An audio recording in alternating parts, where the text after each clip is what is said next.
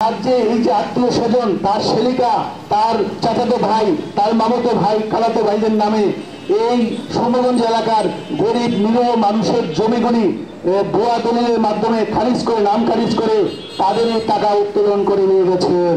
শত শত কোটি টাকা লুটপাট করে নিয়ে গেছেন।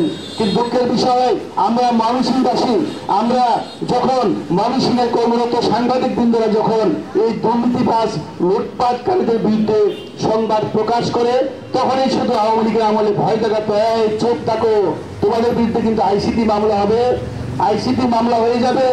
আইসিটি মামলার ভয় থেকে কিন্তু আমাদের মুখ বন্ধ করতে পারেননি। এখানে যারা আজকে দাঁড়িয়েছে, অনেকেই দাঁড়িয়েছে অত্যন্ত সাহসী সাংবাদিক, দুঃসাহসী সাংবাদিক আমাদের এখানে দাঁড়িয়েছে। তাদের বিরুদ্ধে কিন্তু আওয়ামী লীগ সরকারের আমলে লুটপাটকারীদের বিরুদ্ধে কিন্তু নিউজ প্রকাশ করেছে, তারা কিন্তু মামলাও করেছে। তারা কিন্তু মামলা করে তা আমাদেরকে থামাতে পারেনি, কারণ আমাদের স্বপ্ন ছিল এই লুটপাটকারীদের বিরুদ্ধে তাদের মুখোশ উন্মোচন করে দেব। তা আমরা করতে পেরেছি। আর করতে পেরেছি বলেই এই আওয়ামী লীগের আমলে কিছু দুর্নীতিবাজ রাজনীতিবিদ এবং কর্মকর্তারা মিলে তারা লুটপাট করার জন্য আমার সাংবাদিকদের বিরুদ্ধে আইসিটি মামলা, মানহানি মামলা, যার কোনো মানহানি নেই, যার কোনো 500 টাকা খরচ করার ক্ষমতা নাই, তার নাকি 1 কোটি টাকা 10 কোটি টাকা মানহানি হয়েছে। স্বপ্নের কথা বলে তারা স্বপ্নের কথা বলতো, কোথায় কোথায় বলতো স্বপ্ন। আরে ভাই, স্বপ্ন কিসের? দেশের টাকা লুটপাট করবেন, দেশের টাকা লুটপাট করে নিয়ে যাবেন, আপনাদের বিরুদ্ধে সংবাদ প্রকাশ করলে আপনাদের স্বপ্নে আপনাদের মানহানিতে আঘাত লাগতো। এত সহজ আপনাদের মানহানিটা, এটা শুধু ময়মনসিংহের ক্ষেত্রে না, সারা দেশেই। কিন্তু ময়মনসিংহে বেশি ছিল, তাদের মানিজ্যটা একটু বেশি ছিল, কারণ তারা যখন সব এই টাকাটা লুটপাট করতো, তাদের বেগমদের জন্য বাড়ি গাড়ি করতো, তখন তাদের ইজ্জতটা একটু বেশি ছিল। আর এ কারণেই সাংবাদিকদের বিরুদ্ধে মানহানি মামলা করতো। আপনারা জানেন ইতিমধ্যে যারা এই যে এলএ শাখা রয়েছে, এখানে ভূমি কিছু কর্মকর্তা রয়েছে, তাদের কিভাবে তারা এই কেওয়াটখালী সেতুর যে নির্মাণ প্রকল্পের টাকা, কোটি কোটি টাকা যারা লুটপাট করেছে, এই কাহিনীগুলি যদি আপনারা শোনেন, আপনাদের মানে অবাক হয়ে যাবেন। এই 6 থেকে 7 জন কর্মচারী এবং কর্মকর্তা এই লুটপাটকারীর সঙ্গে জড়িত। আমরা দুঃখের সাথে বলতে চাই, আওয়ামী লীগের আমলে আমাদের গণমাধ্যম কর্মীরা অনুসন্ধানে রিপোর্ট করেছে, এই দুর্নীতিবাজদের বিরুদ্ধে রিপোর্ট করেছে, কিন্তু রিপোর্ট প্রকাশ হলে আপনারা পত্রিকাটা পড়ার পর্যন্ত সময় পাননি। পত্রিকা যে একটা রিপোর্ট করতে আমাদের সাংবাদিকরা কমপক্ষে 10 থেকে 15 দিন সময় লাগে একটা রিপোর্ট করতে, আর আপনারা চেয়ারে বসে থাকে একটা পত্রিকার নিউজ পড়তে সময় লাগে 2 থেকে 3 মিনিট। এই 3 মিনিট নিউজটা আপনারা পড়তে পারেন না, এত ব্যস্ত আপনারা, এত সময় আপনাদের মূল্যবান। একটা পত্রিকা কাটিং করতে সময় লাগে 1 মিনিট, সেটাও আপনারা করতে পারেন না। আপনারা এই পত্রিকা কাটিং না করে, আর দুর্নীতিবাজ যারা লুটপাট করেছে তাদের বিরুদ্ধে নিউজ করলে, তারা যদি কোনো রকম অভিযোগ করতে বলতো, সাংবাদিক বেশি বেড়ে গেছেন আপনি, এত ভাড়া ঠিক নয়। সরকার কিন্তু আইসিটি মামলা আইন করেছে, কালো আইন করেছে।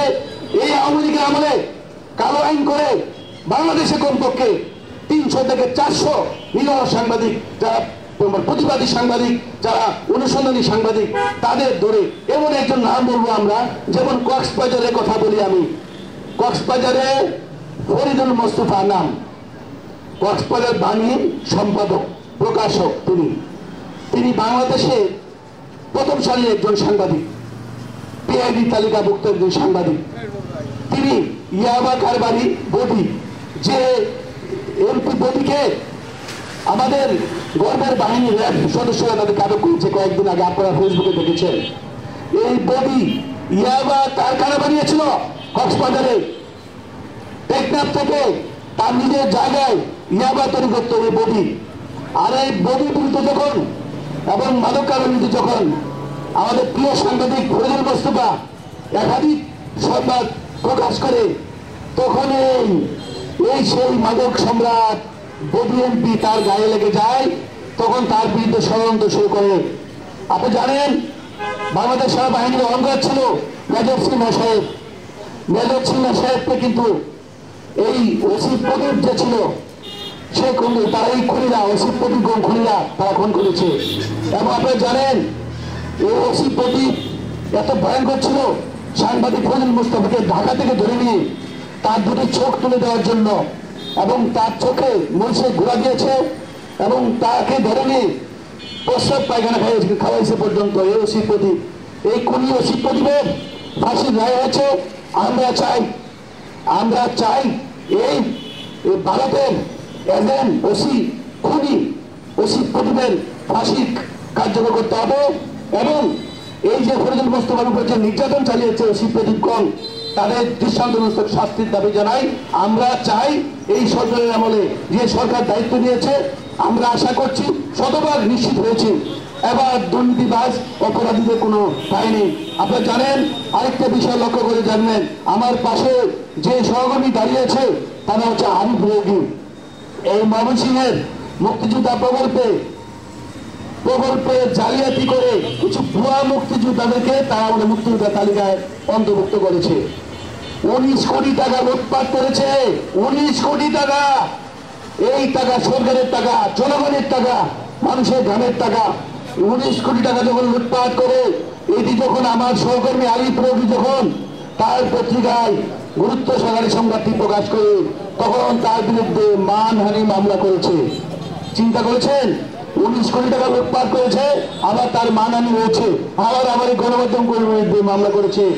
আমরা বলতে চাই 7 দিনের মধ্যে যদি এ ধরনের নাটক সাজিয়ে যে মামলাগুলো আপনারা করেছেন, এই নাটকবাজ মামলাবাজ যারা করেছেন, যারা এই ভুয়া মামলা করেছেন গণমাধ্যম কমিটির বিরুদ্ধে, আপনারা যদি দ্রুত এইসব মামলা প্রত্যাহার করে জাতির কাছে ক্ষমা না চান তাহলে আপনাদের ক্ষমা কিভাবে চেয়ে হবে এটা গণমাধ্যম কর্মী ভালো করে জানে। আপনারা জানেন আমার পাশে আরেক সহকর্মী আছে বুলবুল। এই শহরে কিছু শিক্ষক আছেন, সরকারি শিক্ষক, প্রাথমিক বিদ্যালয়ে চাকরি করে এবং কলেজে চাকরি করে এবং এই ময়মনসিংহের প্রতিমন্ত্রী ছিল শরীফ আহমেদ,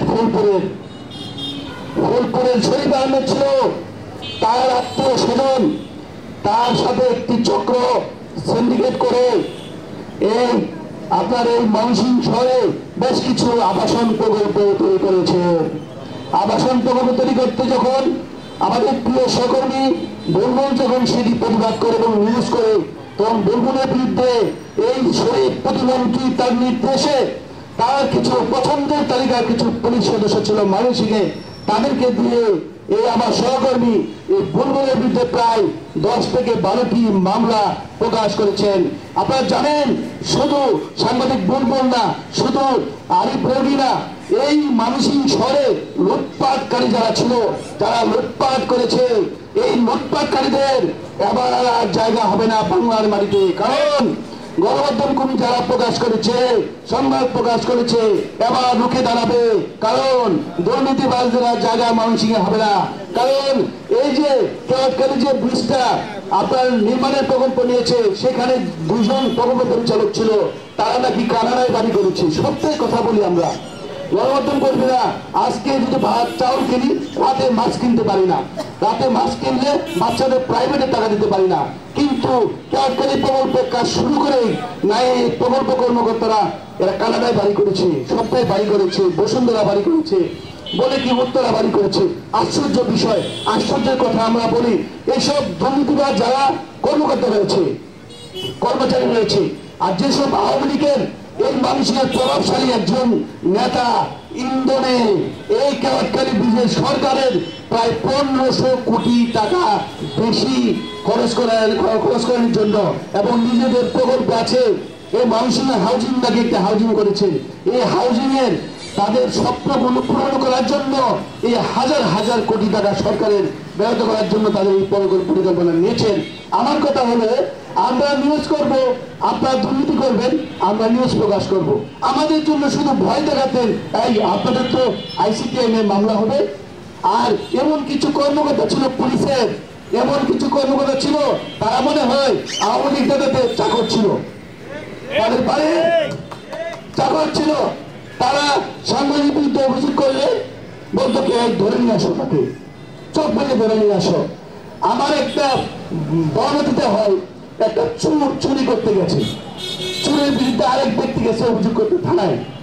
তখন ওই ব্যক্তিকে বলতেছে, চোরের বিরুদ্ধে মামলা করতে আসছেন, চোরের বিরুদ্ধে মামলা করতে হবে, চোর থাকবে না, আপনার বাসায় চুরি করছে, বাদ দেন না, কালকে আরেকজন বাসায় চুরি করবে, ওই লোক মামলা বাতিল হবে, আপনি এগুলো ভদ্রলোক আপনি এগুলো করবেন, তাকে বলা যাবে না, সময় নষ্ট হয়ে যাবে তাদের। কিন্তু যখন কোনো গণমাধ্যম কর্মীদের বিরুদ্ধে থানায় অভিযোগ দিয়েছে তখন তারা আগে থেকেই প্রস্তুত থাকতো। এই আওয়ামী লীগের দালাল কিছু পুলিশের কিছু সদস্য ছিল মানুষ নিয়ে, তারা বলতো সাংবাদিক হিসাবে বাসায় সোর্স লাগা, পুলিশের সোর্স লাগা সে কখন আছে কখন পাওয়া যাবে।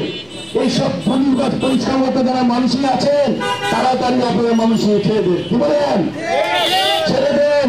আমরা কিন্তু আপনাদের মুখোশ আবার খুলে দিব, কারণ আপনারা যত মাদকদের সেই কাছে টাকা নিয়েছেন, এই মানুষ শহরে 4টা 5টা বাড়ি করেছেন, একজনে এসআই বাড়ি করছে 3টা, এক দারোগা বাড়ি করছে 2টা। এই যে আপনারা আগের প্রোগ্রাম করে অনেক এই মানুষ শহরে কিন্তু অনেক যারা থানায় আছে, ডিবিতে আছে, রেঞ্জ পুলিশে আছে, অনেক সব কর্মকর্তা আছেন আমাদের এই মানুষ নিয়ে, তারা কিন্তু মুখ করতে পারেননি। কেন পারেননি? আওয়ামী লীগের কিছু দোষর ছিল, আওয়ামী লীগের কিছু দালাল ছিল, আওয়ামী লীগের কিছু শয়তান ছিল, তারা কিন্তু বলতো কি এই চুপ থাকেন, চুপ থাকেন। শুধু সাংবাদিকদের চুপ থাকতে বলতো না, পুলিশকে বলতো চুপ থাকতে। তো যারা সৎ পুলিশ কর্মকর্তা ছিলেন আপনাদেরকে শ্রদ্ধা পরিচালন করবেন মানুষবাসী, আপনারা মানুষের চাকরি করবেন, আপনাদের প্রতি আমাদের শ্রদ্ধা ভালোবাসা থাকবে, আপনাদের আমরা সহায়তা করবো। কিন্তু আপনারা যদি দুর্নীতিবাজদের পক্ষ নিয়ে যদি সাংবাদিকদেরকে মামলা দেন, দ্বিতীয়বার হয়রানি করেন, আপনাদের কিন্তু আর